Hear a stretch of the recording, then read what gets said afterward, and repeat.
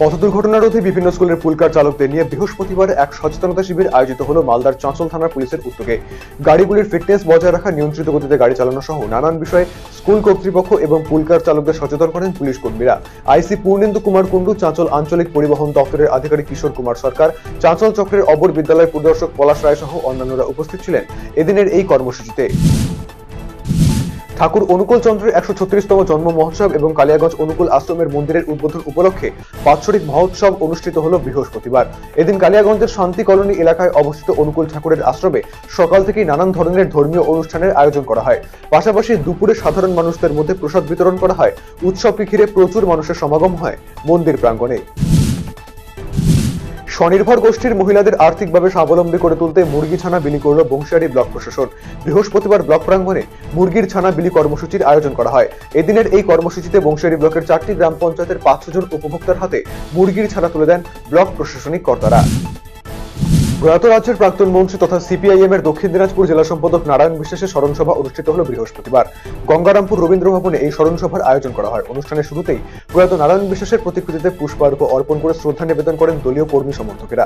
হাজির ছিলেন সিপিআইএম এর রাজ্য সম্পাদক মোহাম্মদ সেলিম, আরএসপি জেলা সম্পাদক বিশ্বজিৎ চৌধুরী, হরিরামপুর বিধানসভার প্রাক্তন বিধায়ক রফিকুল ইসলাম, সিপিআইএম নেতা মানবেশ চৌধুরী সহ অন্যান্য নেতৃত্ব। এক ব্যক্তিকে অপহরণ করে খুনের ঘটনায় দুজনকে গ্রেফতার করল গাজল থানার পুলিশ। ধৃতদের নাম ইরশাদ আলী এবং হাজিকুল হাজি। কয়েকদিন আগে গাজলের ধ্যামধামা এলাকা থেকে এক ব্যক্তিকে অপহরণ করা হয়। এরপর তার বস্তাবন্দি দেহ উদ্ধার হয় ইংলিশ বাজার এলাকায় লুকোচুরি এলাকা থেকে। এই ঘটনার তদন্তে নেমে পুলিশ আগেই কালিয়াচক এলাকা থেকে ইরশাদ আলী নামে একজনকে গ্রেফতার করে। তাকে জিজ্ঞাসাবাদ করে কালিয়াচক যদুপুর এলাকা থেকে হাজিকুল হাজি নামে অপর একজনকে বুধবার রাতে গ্রেফতার করা হয়। বৃহস্পতিবার ধৃতকে মালদা জেলা আদালতে তোলে গাজল থানার পুলিশ। বেসরকারি বাসে হেনস্থার শিকার বিশেষভাবে সক্ষম এক মহিলা। বুধবার এই ঘটনাটি ঘটেছে মালদা থেকে রায়গঞ্জগামী একটি বেসরকারি বাসে। গাড়িতেই মহিলার সাথে দুর্ব্যবহার করা হয়। রায়গঞ্জ বাস স্ট্যান্ডে তাকে শারীরিক হেনস্থা করা হয় বলে অভিযোগ। এরপর রাতেই রায়গঞ্জ থানায় লিখিত অভিযোগ দায়ের করা হয়েছে। ঘটনার তদন্ত শুরু করেছে পুলিশ। এই ঘটনা দুঃখজনক বলে জানিয়েছেন বেসরকারি যাত্রীবাহী পরিবহন সংগঠনের জেলা সম্পাদক প্লাবন প্রামাণিক। পথ দুর্ঘটনা রুখতে টোটো চালকদের সচেতন করল পুলিশ। বৃহস্পতিবার কালিয়াগঞ্জের বিবেকানন্দ মোড়ে একটি সচেতনতা শিবির অনুষ্ঠিত হয়। সম্প্রতি কালিয়াগঞ্জ শহরে বেড়েই চলেছে টোটো দুর্ঘটনা। নিয়ম না মানা, অতিরিক্ত যাত্রী নিয়ে যাওয়ার কারণে বাড়ছে দুর্ঘটনা। তাই টোটো চালকদের সচেতন করতে উদ্যোগী হয় পুলিশ।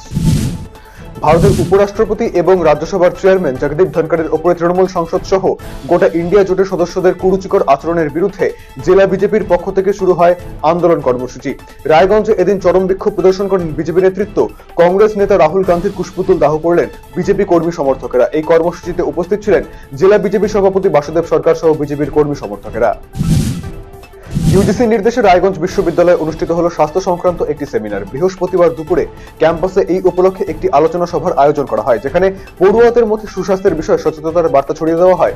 উপাচার্য ডক্টর দীপক কুমার রায় জানিয়েছেন, স্বাস্থ্য সচেতনতা অত্যন্ত জরুরি একটি বিষয়। শিক্ষক এবং পড়ুয়াদের মধ্যে এই বিষয়ে সম্যক ধারণা থাকা প্রয়োজন, তবেই বজায় থাকবে সুস্বাস্থ্যের চাবিকাঠি।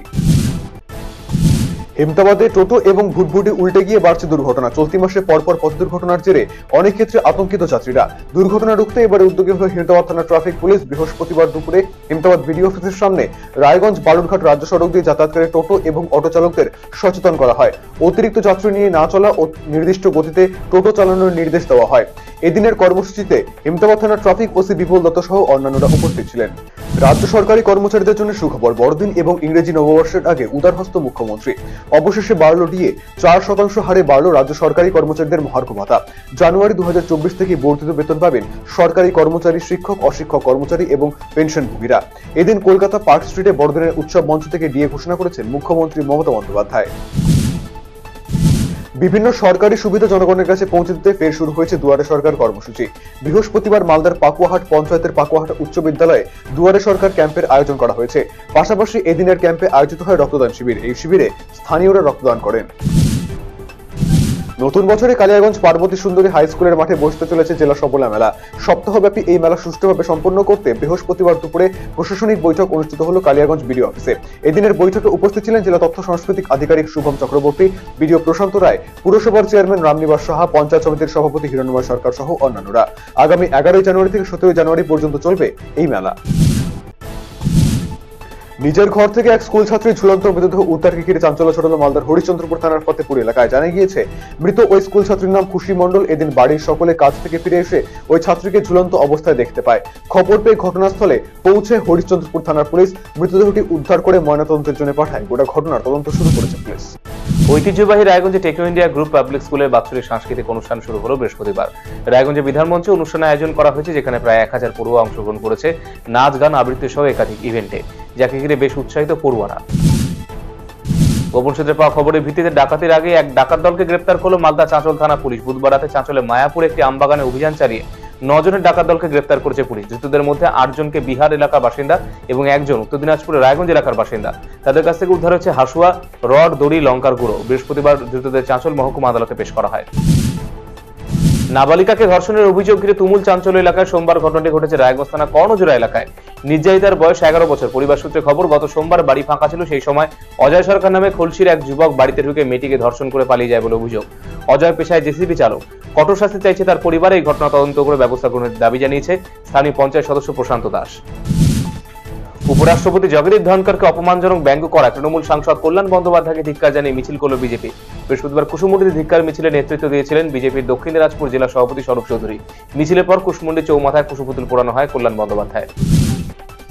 জেলা হাসপাতালে রক্ত সংকট মেটাতে মালদা জেলা পুলিশের উদ্যোগে এবং ইংরেজবাজার থানার পরিচালনায় শীতবস্ত্র বিতরণ এবং রক্তদান শিবির আয়োজিত হলো বৃহস্পতিবার। দিন ইংরেজবাজার থানা অন্তর্গত মিল্কি পুলিশ ফাঁড়িতে আয়োজিত এই অনুষ্ঠানে উপস্থিত ছিলেন জেলা পরিষদের সভাধিপতি লিপিকা বর্মন ঘোষ, বিধায়ক সাবিত্রী মিত্র, আব্দুর রহিম বক্সি, ডিএসপি হেডকোয়ার্টার প্রশান্ত দেবনাথ সহ অন্যান্যরা। অল ইন্ডিয়া কিষাণ ক্ষেত মজদুর ইউনিয়নের পক্ষ থেকে বেশ কয়েকটি দাবিতে ইটাহার ব্লক সমষ্টি উন্নয়ন দপ্তরে ডেপুটেশন দেওয়া হলো বৃহস্পতিবার। এদিন ইটাহার ব্লক কমিটির ডাকে বেশ কিছু কর্মীদের নিয়ে ইটাহার ব্লক সমষ্টি উন্নয়ন দপ্তরের সামনে বিক্ষোভ দেখান তারা। রাসায়নিক সারে কালোবাজারি বন্ধ, নির্দিষ্ট দামে সার বিক্রি, ধান সহ অন্যান্য ফসল সরকারি মূল্যে কেনা সহ বিভিন্ন দাবিতে এদিন দাবিপত্র তুলে দেওয়া হয়েছে দপ্তরের আধিকারিককে। ছিলেন সংগঠনের ব্লক নেতৃত্ব তপন কুমার দাস সহ অন্যান্যরা। প্রতি বছরের মতো এবারও দুস্থ মানুষদের মধ্যে শীতবস্ত্র তুলে দেওয়া হলো ইটাহারে বিশিষ্ট সমাজসেবী রাজ খানের উদ্যোগে।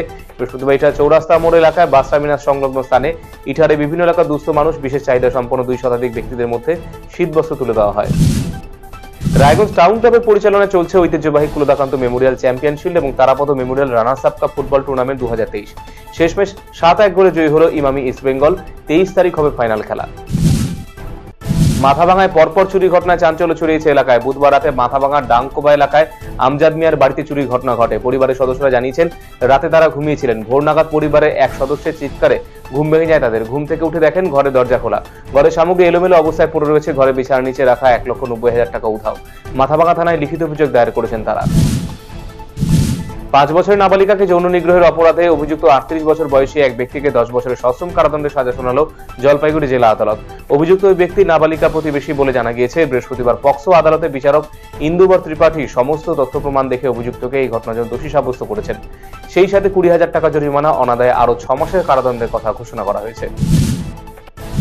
বন দপ্তরের পাতা খাঁচায় বন্দী হলো পূর্ণবয়স্ক লেপার্ড। বৃহস্পতিবার এই ঘটনা ডুয়ার্সের মাটিয়ালি ব্লকের নাগেশ্বরী চা বাগানে। দীর্ঘদিন থেকে বাগানে শ্রমিক লাইনে ঢুকে অত্যাচার চালাচ্ছিল লেপার্ডটি। 12 নম্বর সেকশনে খাঁচা পাতে বন দপ্তর। এদিন লেপার্ডের গর্জন শুনে খাঁচার কাছে আসতে বাগান শ্রমিকরা খাঁচাবন্দি অবস্থায় লেপার্ডটিকে উদ্ধার করে। এই খবর ছড়িয়ে পড়তে আশপাশে বহু মানুষ ভিড় জমাতে থাকে।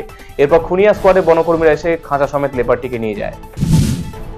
প্রায় 120 বিঘা জমির অবৈধ গাঁজা চাষ নষ্ট করল কোচবিহার আবগারি বিভাগ এবং পুলিশ। বৃহস্পতিবার কোচবিহার 1 নম্বর ব্লকের চান্দামারি গ্রাম পঞ্চায়েতের বিভিন্ন এলাকায় অভিযান চালানো হয়।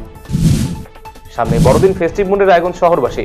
এই আবহে রায়গঞ্জে শুরু হলো পৌষ মেলা 2023। বৃহস্পতিবার সন্ধ্যায় রায়গঞ্জ স্টেডিয়ামে মেলা শুভ উদ্বোধন হয়। ফিতে কেটে এবং নারকেল ফাটিয়ে পৌষ মেলা উদ্বোধন করেন মহকুমা শাসক কিংসুক মাইতি, পৌর প্রশাসক সন্দীপ বিশ্বাস। উপস্থিত ছিলেন সাধন বর্মন, হিমাদ্রি সরকার সহ অন্যান্যরা।